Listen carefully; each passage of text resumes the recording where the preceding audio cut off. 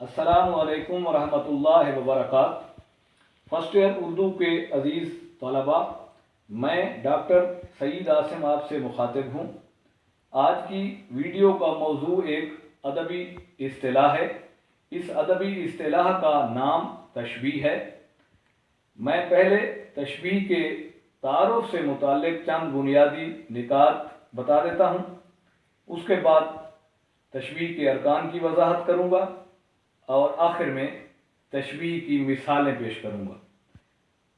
तवज्जो से आपने गुफ्तगू सुननी है ताकि तशबीह के बारे में आपके तमाम बुनियादी कंसेप्ट्स क्लियर हो जाएं और ऑब्जेक्टिव पेपर में तशबीह से मुताल्लिक़ आने वाले सवालात का आप दुरुस्त जवाब मुंतखब कर सकें। तशबीह का पहला पॉइंट यह है कि तशबीह अरबी ज़ुबान का लफ्ज़ है। दूसरा पॉइंट यह है कि तशबीह का लफ्ज़ी लुग़वी असल या हकीकी माना और मतलब है मुशाबहत देना या मुमासलत देना।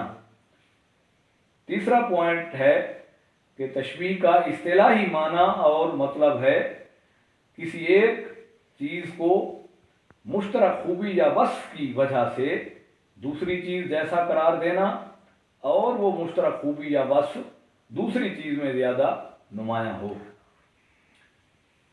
चौथा पॉइंट यह है कि तशबीह का ताल्लुक़ इल्म बयान से है, यानी तशबीह इल्म बयान की इस्तिलाह है। और पांचवा पॉइंट यह है कि तशबीह के 5 अरकान हैं। ये चंद बुनियादी निकात तशबीह के तारुफ के हवाले से मैंने आपके गोशगुजार किए। अब मैं तशबीह के जो 5 अरकान हैं उनकी वजाहत कर देता हूँ।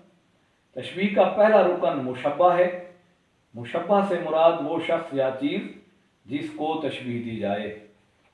तशबीह का दूसरा रुकन मुशब्बा बिही है। मुशब्बा बिही से मुराद वो शख्स या चीज़ जिसके साथ तशबीह दी जाए। तशबीह का तीसरा रुकन वजह तशबीह है। वजह तशबीह उस मुश्तरक खूबी या वस्फ़ को कहते हैं जो मुशब्बा और मुशब्बा बिही के दरमियान पाई जाती है और जिसकी बुनियाद पर तशबीह दी जाती है। इसी तरह तशबीह का चौथा रुकन हर्फ तशबीह है।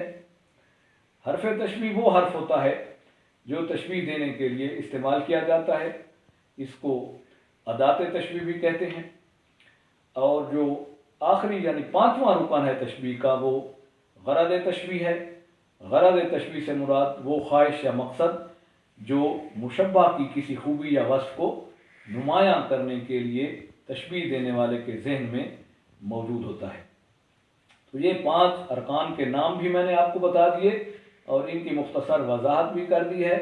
अब मैं तशबीह की कुछ मिसालें पेश कर देता हूँ और फिर इन मिसालों से ये 5 अरकान साबित भी करता हूँ।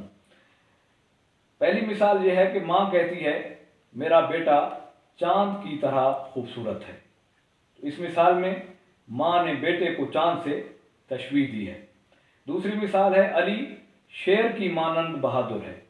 इस मिसाल में अली को शेर से तशबीह दी गई है। तीसरी मिसाल है पानी बर्फ़ की मिसल ठंडा है। तो इस मिसाल में बर्फ़ को पानी से पानी को बर्फ़ से तशबीह दी गई है।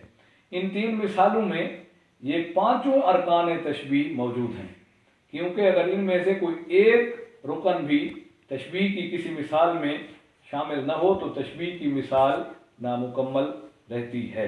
तो अब मैं ये 5 अरकान यानी इन मिसालों से साबित करता हूँ ताकि अच्छी तरह आपका कंसेप्ट जो है मज़ीद क्लियर हो जाए अरकान तशबीह के हवाले से। तो पहली मिसाल है कि माँ कहती है मेरा बेटा चांद की तरह खूबसूरत है। तो इस मिसाल में बेटा मुशब्बा है, क्योंकि मुशब्बा उस चीज़ को कहते हैं जिसको तशबीह दी जाती है। तो बेटे को तशबीह दी जा रही है चांद से, तो बेटा मुशब्बा है।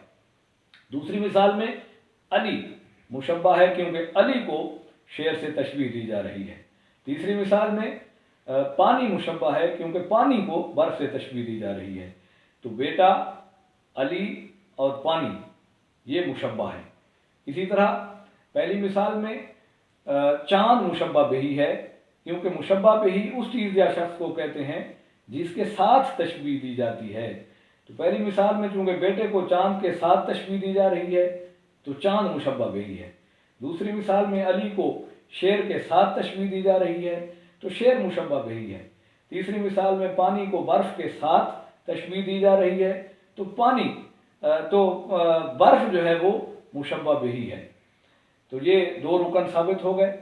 ایسے ہی پہلی مثال میں بیٹے اور چاند کے درمیان خوبصورتی وجہ تشبیہ ہے، کیونکہ خوبصورتی مشترک خوبی ہے۔ اسی طرح دوسری مثال میں علی اور شیر کے درمیان بہادری وجہ تشبیہ ہے، کیونکہ بہادری مشترک خوبی یا وصف علی اور شیر کے درمیان موجود ہے۔ اسی طرح تیسری مثال میں ٹھنڈک جو ہے وہ وجہ تشبیہ ہے، کیونکہ ٹھنڈک پانی میں بھی ہے اور برف میں بھی ہے۔ تو یہ تین ارکان ثابت ہو گئے۔ چوتھا رکن حرف تشبیہ ہے۔ تو ان تینوں مثالوں میں طرح، مانند یا مثل جیسے الفاظ یا حروف استعمال ہوئے ہیں، تو یہ تیسرا رکن ہے اور یہ چوتھا رکن ہے۔ اور جو آخری رکن ہے مقصد تشبیہ یا غرض تشبیہ، وہ بھی ان تینوں مثالوں میں موجود ہے، کیونکہ ماں کی خواہش یا مقصد ہے کہ میں بیٹے کی خوبصورتی ظاہر کر سکوں۔ اسی طرح دوسری مثال میں تشبیہ دینے والے کا مقصد ہے کہ علی کی بہادری کو ظاہر کر سکے، یہ غرض تشبیہ ہے۔ اور آخری مثال میں یعنی تشبیہ دینے والے کی خواہش یا مقصد ہے پانی کی ٹھنڈک کو ثابت کرنا، تو یہ غرض تشبیہ ہے۔ اچھا، یہ بات بھی ذہن میں رکھیے گا کہ تشبیہ کی مثال نثر کے علاوہ شاعری سے بھی دی جا سکتی ہے۔ جیسے میر تقی میر کا بڑا معروف شعر ہے، نازکی اس کے لب کی کیا کئی ہے، پنکھڑی ایک گلاب کی سی ہے۔ تو یہ بھی تشبیہ کی ایک مثال ہے۔ محبوب کے لبوں کو گلاب کی پنکھڑی سے تشبیہ دی جا رہی ہے۔ محبوب کے لب مشبہ ہیں، گلاب کی پنکھڑی یا پتی مشبہ بہی ہے۔ محبوب کے لبوں اور گلاب کی پنکھڑی میں جو مشترک خوبی ہے وہ نزاکت ہے یا ناز کی ہے، یہ وجہ تشبیہ ہے۔ اور کی سی ہے، یہ حروف تشبیہ ہیں۔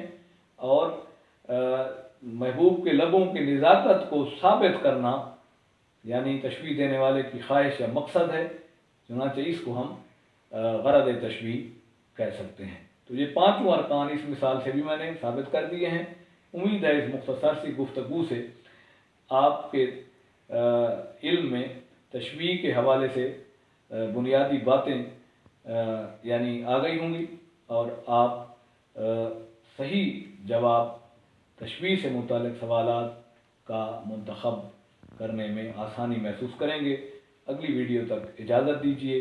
اللہ حافظ۔